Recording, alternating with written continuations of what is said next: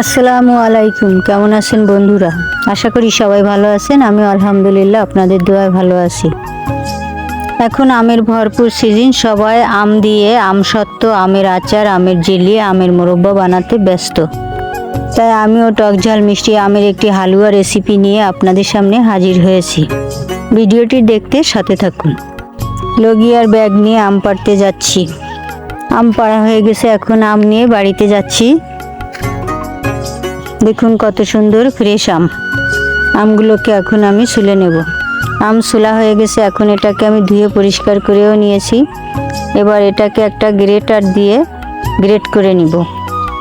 আপনারা চাইলে এটাকে বটি দিয়েও কেটে নিতে পারেন, বড় বড় করেও কেটে নিতে পারেন। আমি গ্রেটার দিয়ে নিয়েছি।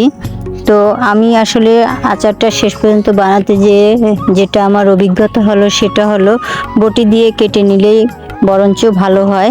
এই গ্রেটার দিয়ে কাটার থেকে আবার হাতেও লেগে যেতে পারে। আমার কিন্তু অলরেডি হাত কেটেও গিয়েছে। আম গ্রেট করা হয়ে গেছে, এখন এটা রান্নার জন্য কিছু মশলা তৈরি করতে হবে। তো এখন আমি সেই মশলাগুলোকে তৈরি করে নিব। এখানে আমি নিয়েছি মৌরি, ধনিয়া, জিরা আর 4টে শুকনা মরিচ। এই আচারে আমি পাঁচফোড়ন ব্যবহার করছি না, আমি নিজেই একটা মশলা তৈরি করে নিচ্ছি। এখন এগুলোকে আমি ভেজে নিব। চুলায় কড়াই বসিয়ে দিয়ে আমি হালকা গরম করে নিয়ে হালকা আঁচেই মশলাগুলো ভেজে নিচ্ছি। প্রথমে আমি মরিচ দিয়ে দিলাম। মরিচটা আগে ভেজে নিয়ে তারপর বাকি মশলাগুলো ভেজে নিব, না হলে একসঙ্গে ভাজতে গেলে মশলাগুলো পুড়ে কালো হয়ে যাবে। এখন আমি একে একে ধনিয়া, জিরা, মৌরি এগুলো দিয়ে একসঙ্গে ভেজে নেব। ভাজার সময় খেয়াল রাখতে হবে মশলাগুলো যেন পুড়ে না যায়। মশলাটা ভেজে আমি পাটায় গুঁড়া করে নেব। আপনারা চাইলে গ্রাইন্ডার দিয়েও গুঁড়া করে নিতে পারেন। মশলাগুলো ভাজা হয়ে গেছে, এখন আমি যে কড়াইতে রান্না করব সেই কড়াইটি বসিয়ে দিয়েছি চুলা।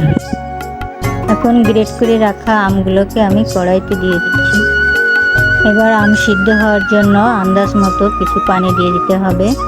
এখন আমি এটাকে একটু নেড়ে দিচ্ছি। চুলার আঁচ মিডিয়াম আঁচে রেখে আমগুলো নাড়তেই থাকতে হবে, না হলে কিন্তু নিচ দিয়ে পুড়ে যেতে পারে। এবার আমি একে একে সব মশলাগুলো এর মধ্যে দিয়ে দেব। দিয়ে দিচ্ছি পরিমাণ মতো লবণ, শুকনো মরিচের গুঁড়া, আদা রসুনের পেস্ট, সরিষা বাটা, চাট মশলা এবং সেই ভেজে রাখা গুঁড়া মশলাটা এবার আমি দিয়ে এটাকে ভালো মতন মিশিয়ে নিচ্ছি।